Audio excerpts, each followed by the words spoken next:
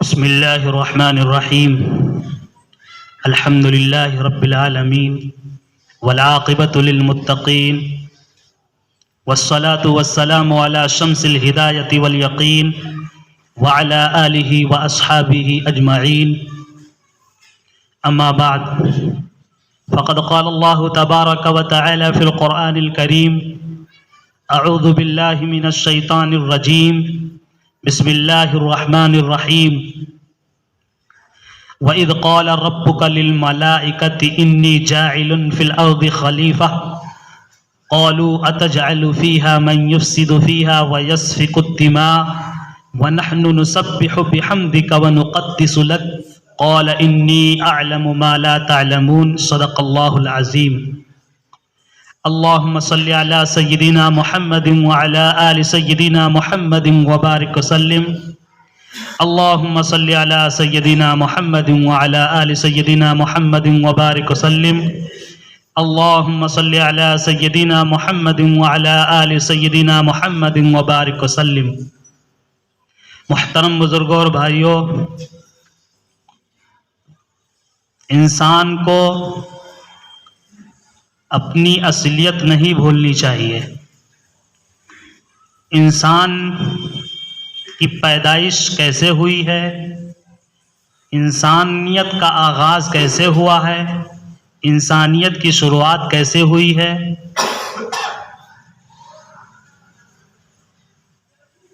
اور اس سے ملنے والے جو اسباق ہیں، عبرتیں ہیں، نصیحتیں ہیں، ان کو نہیں بھولنا چاہیے. انسان کی جو شروعات ہے وہ ابو البشر حضرت آدم علیہ السلام سے ہے. سارے انسان حضرت آدم علیہ السلام کی اولاد میں سے ہیں. قرآن کریم میں اللہ تبارک و تعالی نے پیغمبروں کے واقعات بیان کیے ہیں، مگر قرآن کا یہ مقصد نہیں کہ واقعات پڑھے جائیں تو لطف ملے، لذت ملے، اچھا لگے. اس لیے کہ قرآن کا مقصد کہانی سنانا نہیں ہے، داستان سنانا نہیں ہے، بلکہ قرآن کا جو مقصد ہے واقعات بیان کر کے اس سے عبرت حاصل کی جائے، اس سے نصیحت حاصل کی جائے. یہ قرآن کا مقصد ہوتا ہے. بہت سے انبیاء کرام کے واقعات قرآن کریم میں بیان کیے گئے ہیں، مگر تفصیل کے ساتھ شروع سے لے کر کے آخر تک سوائے سورہ یوسف یعنی حضرت یوسف علیہ السلام کے واقعے کے کسی بھی پیغمبر کا واقعہ تفصیل کے ساتھ قرآن نے بیان نہیں کیا ہے. صرف انہی چیزوں کو بیان کیا ہے کہ جن چیزوں میں انسانوں کے لیے کوئی نصیحت ہے، کوئی موعظت ہے، کوئی عبرت ہے. اسی لیے چیدہ چیدہ اور مختلف ٹکڑوں کو پوری زندگی کے احوال میں سے کچھ حالات کو، کچھ واقعات کو تفصیل کے ساتھ نہیں بلکہ چند واقعات کو قرآن میں اللہ تبارک و تعالیٰ نے بیان کیا تاکہ اس کو پڑھ کر کے عبرت حاصل کی جائے، نصیحت حاصل کی جائے. حضرت آدم علیہ السلام جو انسانوں کے باپ ہیں، جن کو ابو البشر کہا گیا ہے، جن سے انسانیت کی شروعات ہوئی ہے، انسانیت کا آغاز ہوا ہے، حضرت آدم علیہ السلام کو اللہ تبارک و تعالی نے بذات خود پیدا فرمایا، اور پھر حضرت آدم علیہ السلام کی پہلو سے حضرت حوا علیہ السلام کو پیدا فرمایا اللہ تبارک و تعالی نے. پھر حضرت آدم اور حضرت حوا علیہم السلام کے ذریعے سے نسل انسانی کا آغاز ہوا، انسانی نسلیں بڑھنا شروع ہوئیں، اور پھر انسان پوری دنیا میں پھیل گیا۔ تو انسانیت کی جو شروعات ہوئی ہے حضرت آدم علیہ الصلاۃ والسلام سے، یہ قرآن کہہ رہا ہے اسلام مذہب۔ دیگر مذاہب میں بہت پہلے انسانوں کی شروعات حضرت آدم علیہ الصلاۃ والسلام سے نہیں مانا جاتا ہے ان کے یہاں، بلکہ وہ لوگ ایک نئی تحقیقات پیش کرتے ہیں۔ وہ کہتے ہیں کہ یہ نباتات یعنی پیڑ پودے، یہی پیڑ پودے ہی سے کیڑا بنا، نباتات سے کیڑے بنے، پھر کیڑے سے بندر بنا، پھر بندر سے بنواس بنا، پھر مانوس سے اس کا دم غائب ہوا تو انسان بنا۔ اس طرح سے انسان کا آغاز ہوا۔ مگر قربان جائیے کہ اسلام نے، مسلمانوں نے، قرآن نے جس شدت کے ساتھ اس نظریے کی تردید کی ہے، اس سے کہیں زیادہ سائنس نے اور ان کے لوگوں نے ہی اس کی تردید کر دی ہے، یعنی رد کر دیا، ریجیکٹ کر دیا ہے کہ یہ نظریہ صحیح نہیں ہے۔ ورنہ انسان وہ ارتقاء کے قائل تھے کہ اس میں بڑھوتری ہے، اس کے بعد وہ بن گیا، اس کے بعد وہ بنا، اس کے بعد وہ بنا، پھر انسان بنا۔ تو اب ان کے نظریے کے اعتبار سے انسان کو کچھ اور بننا چاہیے، حالانکہ انسان کے بعد کچھ نہیں بننا، انسان انسان ہے۔ تو ان کے نظریات کی پرزور تردید انہی کے لوگوں نے سائنس کی روشنی میں کی گئی۔ قرآن نے تو کیا ہی، ہمارا عقیدہ اور ہمارا نظریہ، ہماری سوچ قرآن پر ہے، مذہب اسلام پر ہے کہ انسانیت کی جو شروعات ہوئی حضرت آدم علیہ الصلاۃ والسلام سے۔ حضرت آدم علیہ الصلاۃ والسلام انسان اول ہیں، پہلے انسان ہیں۔ ان کی زندگی میں بہت سے ایسے لمحات ہیں، ایسے پہلو ہیں، ایسے جزیات ہیں، ایسے نوعیات ہیں، ایسے واقعات ہیں جن کو قرآن نے مختلف پاروں میں، مختلف صورتوں میں جگہ جگہ تذکرہ کیا ہے۔ اور ہر تذکرے کے پیچھے، ہر واقعات بیان کرنے کے پیچھے، ہر جزیات کا ذکر کرنے کے پیچھے اللہ تبارک و تعالی نے قرآن میں نصیحت رکھی ہے۔ اولاد آدم کے لیے کوئی نہ کوئی نصیحت ہے، کوئی نہ کوئی عبرت ہے۔ چنانچہ آج کے جمعے میں یہ کوشش ہوگی کہ حضرت آدم علیہ الصلاۃ والسلام کی زندگی کے کچھ جزیات بیان کیے جائیں جو ہم سب کے لیے عبرت ہو، نصیحت ہو، اور قرآن کے تناظر میں، یعنی جو اللہ نے فرمایا ہے قرآن عظیم الشان میں، اس کا ذکر کیا جائے۔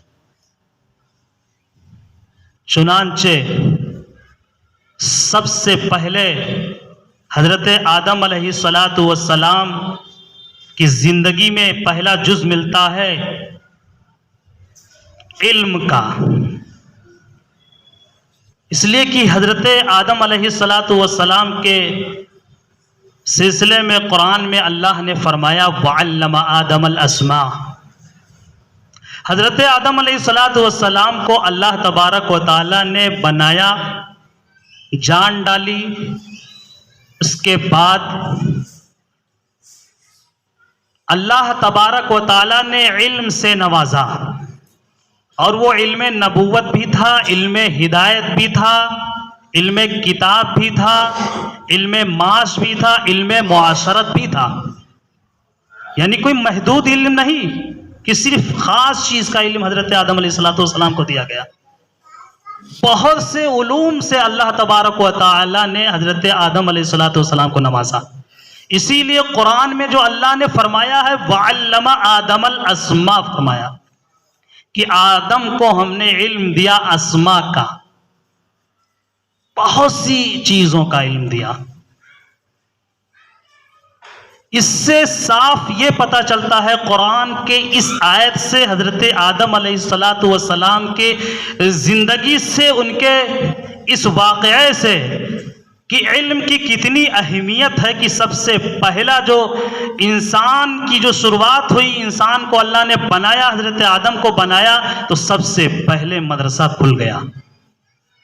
اور کہاں کھلا یہ علم کا جو دریا اور جو چشمہ پھوٹا، وہ چشمہ کہاں پھوٹا؟ سب سے پہلے علم کا آغاز کہاں ہوا؟ عرش بری پر علم کا آغاز ہوا۔ اور پڑھانے والے کون؟ قرآن کہہ رہا ہے کہ پڑھانے والے اللہ رب العالمین۔ پڑھنے والے کون؟ اسٹوڈنٹ کون؟ متعلم کون؟ پڑھنے والے حضرت آدم علیہ السلام۔ کیا پڑھایا گیا؟ علم نبوت، علم ہدایت، علم کتاب، علم معاش، علم معاشرت۔ عرش پہ پہلا مدرسے میں اللہ تبارک و تعالیٰ نے حضرت آدم علیہ السلام کو پڑھایا۔ علم کی اہمیت اسی وقت سے اجاگر کر دی گئی۔ سمجھنے کے لیے کافی ہو گیا کہ علم کی اہمیت کیا ہے، کہ پہلے انسان کو سب سے پہلے علم دیا گیا۔ اور یہی نہیں، نبی آخر الزماں، ہم سب کے نبی، محبوب نبی، سرکار دو عالم حضرت محمد مصطفیٰ صلی اللہ علیہ وسلم 40 سال گزارنے کے بعد اللہ کے طرف سے پہلا میسج جو دیا جاتا ہے محبوب نبی کے قلب پر، سینے پر جو اتارا جاتا ہے پہلا حکم، وہ کس چیز کا حکم اتارا جاتا ہے، نازل کیا جاتا ہے؟ حضرت جبرائیل اللہ کی طرف سے جو پہلا پیغام 40 سال کے بعد جو غار ہیرا میں لے کر کے آتے ہیں کہ یہ اللہ کا حکم ہے محبوب نبی، اب اس پر شروع ہو جائے عمل۔ پہلا حکم کیا ہوتا ہے؟ ہم سب جانتے ہیں کہ وحی کی پہلی آیت کیا ہے؟ اقرأ بسم ربک الذی خلق، کہ پڑھیے اپنے رب کے نام سے جس نے انسانوں کو پیدا کیا۔ پڑھنے کا اقرأ کے معنی سیدھا سمپل ہے کہ آپ پڑھیے، پڑھنے کا لفظ ہے۔ یہ پہلا لفظ شریعت اسلامی کی روح ہے، اور اس کی اہمیت میں اللہ تبارک و تعالی، اللہ کے رسول صلی اللہ علیہ وسلم نے اس قدر اجاگر کیا کہ فرمایا اطلبوا العلم من المہد الی اللحد، کہ ماں کی گود سے لے کر کے قبر میں جانے تک علم حاصل کرو۔ اطلبوا العلم ولو بالسین، اللہ کے رسول صلی اللہ علیہ وسلم نے فرمایا کہ علم کو حاصل کرو، اگر چائنا بھی جانا پڑے تو وہاں تک جاؤ اور علم حاصل کرو۔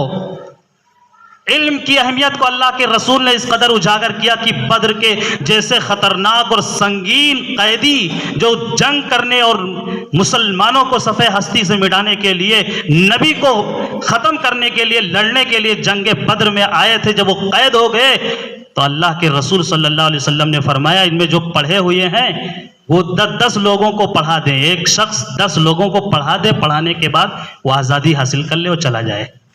یہ اہمیت اللہ کے رسول صلی اللہ علیہ وسلم نے علم کی اہمیت کو اس قدر اجاگر کیا کہ ایک فرانسیسی اسکالر ہینگری نے لکھا کہ محمد نے دنیا میں آ کر کے ایجوکیشن کو اتنا عام کیا اور اتنا مفت کیا، اتنا لوگوں میں پھیلایا کہ انسانیت کی تاریخ بدل کے رکھ دی محمد نے صلی اللہ علیہ وسلم۔ یہ غیر اس کے قائل ہوئے کہ انسان پہلے کیا تھا، لیکن محمد صلی اللہ علیہ وسلم اس قدر علم کو اجاگر کیا اور اس کی اہمیت کو اور فضیلت کو بتلایا۔ ظاہر بات ہے، ہم سب جانتے ہیں، تھوڑا سا دماغ لگا لیں اس پہ، کوئی بھی شخص ترقی اسی وقت کر سکتا ہے جب اس کو جانکاری ہوگی، کسی چیز کی بھی جانکاری۔ علم کے معنی جانکاری ہے، جب اس کو جانکاری ہوگی تبھی وہ ترقی کرے گا۔ مریخ تک جو انسان پہنچا ہو جانکاری اور علم کی بنیاد پر پہنچا ہے، یہ مادی اعتبار سے، اور اسی طرح روحانی اعتبار سے، ایمانی اعتبار سے اگر اس کو قرآن کا علم نہیں ہوگا، حدیث کا علم نہیں ہوگا، شریعت کا علم نہیں ہوگا، فقہ کا علم نہیں ہوگا تو وہ بھٹک جائے گا، گمراہ ہو جائے گا۔ اس کے گمراہ ہونے میں 100% امید ہے، اس لیے کہ اس کے پاس جانکاری ہے ہی نہیں۔ کوئی آ کر کے ورغلا دیا، بہکا دیا، اور ہو رہا ہے معاشرے میں، سماج میں آج کسی نے کچھ بتا دیا کہ ایسا ہے، ایسا اس طرح کرو گے تو تمہارے لیے صحیح ہوگا، ورنہ تم غلط راستے پہ چل رہے ہو۔ علم نہیں ہے، قرآن کا علم نہیں ہے، حدیث کا علم نہیں ہے، ذاتی اعتبار سے علم نہیں، سنی سنائی علم ہے، افسوس بات یہ ہے کہ آج ہم یہ سمجھتے ہیں کہ ہم کسی سے سن رہے ہیں بس وہی کافی ہے، موبائل اور انٹرنیٹ اور یوٹیوب کا سہارا لیتے ہیں کہ اس پہ تو ہم سن لیتے ہیں، اس پہ تو ہم دیکھ لیتے ہیں۔ ارے قرآن کس لیے اللہ نے بھیجا ہے؟ یہ علم حدیث کا جو علم اللہ کے رسول صلی اللہ علیہ وسلم دے کر کے گئے ہیں، یہ شریعت کا پورا علم، یہ کس کے لیے ہے؟ کس فرد کے لیے؟ کون سی مخلوق کے لیے؟ کون سے لوگوں کے لیے ہے؟ ہم سب اگر اس سے ناواقف ہوں گے تو کون پڑھے گا اس کو؟ علم کی اس قدر اہمیت ہے کہ اگر صرف علم ہی کے ٹاپک پہ بیان کیا جائے تو بہت وقت چاہیے۔ سب سے پہلا مدرسہ عرش پہ کھلا ہے، حضرت آدم علیہ السلام کو علم سے اللہ رب العزت نے نوازا ہے۔ وَعَلَّمَ آدَمَ الْأَسْمَاءَ، تو حضرت آدم علیہ السلام کی زندگی میں ایک بہت بڑا جز وہ تعلیم ہے اور علم کا ہے۔ دوسرا جو سب سے بڑا جز حضرت آدم علیہ السلام کی زندگی سے ہمیں ملتا ہے، اللہ تبارک و تعالیٰ نے فرمایا ہے کہ آدم علیہ السلام کو اللہ تبارک و تعالیٰ نے بہت ہی افضل بنایا اور اجمل بنایا، بہت ہی اچھا بنایا اور بہت ہی اعزاز سے نوازا۔ یعنی انسان کا مرتبہ اور مقام بہت بلند ہے اور انسان بہت ہی خوبصورت ہے۔ چنانچہ قرآن کی آیتوں کو اب ہم پڑھیں۔ قرآن میں اللہ تبارک و تعالیٰ نے فرمایا حضرت آدم علیہ السلام اور انسانیت کے اعزاز کو اور اکرام کو بیان کیا۔ وَلَقَدْ كَرَّمْنَا بَنِي آدم، آدم کی اولاد کو ہم نے اکرام سے اعزاز سے نوازا۔ حضرت آدم علیہ السلام کے مقام کو سمجھنے کے لیے اتنا کافی ہے اولاد آدم کے مقام کو کہ اللہ تبارک و تعالیٰ نے بنانے کے بعد فرشتوں کو حکم دیا کہ آدم کے سامنے سجدہ ریز ہو جاؤ۔ فرشتوں کو حکم دیا کہ سارے کے سارے سجدہ ریز ہو جاؤ۔ یہ فرشتوں کے سامنے حضرت آدم علیہ السلام کے مقام کو اجاگر کرنے کا مقصد تھا۔ اسی لیے کہا جاتا ہے حضرت آدم علیہ السلام مسجود الملائکہ ہیں، ان کے سامنے فرشتوں نے سجدہ کیا ہے۔ انسانوں کے مقام کو بیان کرتے ہوئے اللہ تبارک و تعالیٰ نے قرآن عظیم الشان میں بیان فرمایا اِنَّا عَرَضْنَا الْأَمَانَةَ عَلَى السَّمَاوَاتِ وَالْأَرْضِ وَالْجِبَالِ فَأَبَيْنَ أَن يَحْمِلْنَهَا وَأَشْفَقْنَ مِنْهَا وَحَمَلَهَا الْإِنسَانُ۔ یہ امانت کیا؟ امانت الہی، امانت باری تعالیٰ۔ قرآن کو اللہ تبارک و تعالیٰ نے آسمانوں کو، زمینوں کو، پہاڑوں کو کے سامنے پیش کیا کہ تم اس امانت کو اٹھا لو۔ کسی میں اتنی ہمت نہیں ہو سکی کہ وہ جرأت کر سکے کہ ہم اس امانت کو اٹھا رہے ہیں اور اس کی ذمہ داری لے رہے ہیں۔ سب کانپنے لگے۔ وَحَمَلَهَا الْإِنسَانُ، قرآن کہہ رہا اللہ نے فرمایا کہ انسان نے اس امانت کو اٹھا لیا۔ اس سے مقام کا پتہ چلتا ہے کہ انسان کا کیا مقام ہے اللہ رب العزت کے ہاں، کہ انسانوں نے اس امانت کو اٹھا لیا۔ اور انسان کے بارے میں کہ اللہ تبارک و تعالیٰ نے فرمایا کہ انسان کو جہاں ایک طرف افضل بنایا وہیں اجمل بھی بنایا، خوبصورت بھی انسان بہت۔ چنانچہ 4 قسم کھا کر کے قرآن میں اللہ تبارک و تعالیٰ نے اس چیز کو مضبوط کیا، پختہ کیا کہ بہت ہی خوبصورت انسان ہے۔ 4 قسمیں لگاتار قرآن میں اللہ نے کھایا۔ والتین، قسم ہے انجیر کی، والزیتون، قسم ہے زیتون کی، وطور سینین، قسم ہے طور سینا پہاڑ کی، وہذا البلد الامین، قسم ہے اس شہر امن والے شہر کی، لقد خلقنا الانسان فی احسن تقویم۔ 4 قسم کھانے کے بعد اللہ تبارک و تعالیٰ فرما رہے ہیں کہ ہم نے انسان کو سب سے بہتر اور سب سے اچھے سانچے میں ڈھالا ہے۔ لقد خلقنا الانسان فی احسن تقویم۔ تو حضرت آدم علیہ السلام کی زندگی میں دوسرا جو ملتا ہے کہ وہ انسان اشرف المخلوقات ہے، افضل المخلوقات ہے، اجمل المخلوقات ہے۔ اور تیسرا جز ملتا ہے حضرت آدم علیہ السلام کی زندگی میں حسد اور تکبر کا۔ کس نے حسد کیا؟ کس نے تکبر کیا؟ سب جانتے ہیں کہ ابلیس، جس کا نام عزازیل ہے اور جس کے بارے میں روایت میں معلم الملائکہ تھا، وہ فرشتوں کو پڑھاتا تھا، جس کے بارے میں بڑے بڑے مصنفین نے لکھا ہے کہ وہ روئے زمین پر کوئی جگہ نہیں چھوڑا جہاں وہ خدا کی بندگی نہ بیان کی ہو، جہاں اس نے خدا کی عبادت نہ کی ہو، جہاں کوئی اس نے سجدہ نہ کیا ہو۔ اس قدر عابد اور زاہد تھا عزازیل، لیکن دو چیزوں کی وجہ سے وہ ہمیشہ کے لیے بارگاہ الہی سے دھتکار دیا گیا، بھگا دیا گیا۔ وہ دو چیزیں کیا تھیں؟ حضرت آدم علیہ السلام کے سامنے سجدہ کرنے کا حکم اللہ تبارک و تعالیٰ نے سارے لوگوں کو دیا تھا، فرشتوں میں یہ بھی موجود تھا، لیکن اس نے سجدہ نہیں کیا۔ ابا واستکبر وکان من الکافرین۔ اللہ کا حکم پاتے ہی فرشتے سجدہ ریز ہو گئے، حضرت آدم علیہ السلام کے سامنے سب جھک گئے، سب سجدہ ریز ہو گئے، لیکن یہ ابلیس سجدہ نہیں کیا، اس نے انکار کیا۔ انکار کرنے کی وجہ کیا تھی؟ قرآن میں اللہ تبارک و تعالیٰ نے اس سے سوال کیا کہ میرا حکم تھا، تم نے سجدہ کیوں نہیں کیا؟ تو اس کا جواب کیا تھا، قال انا خیر من خلقتنی من نار وخلقتہ من طین۔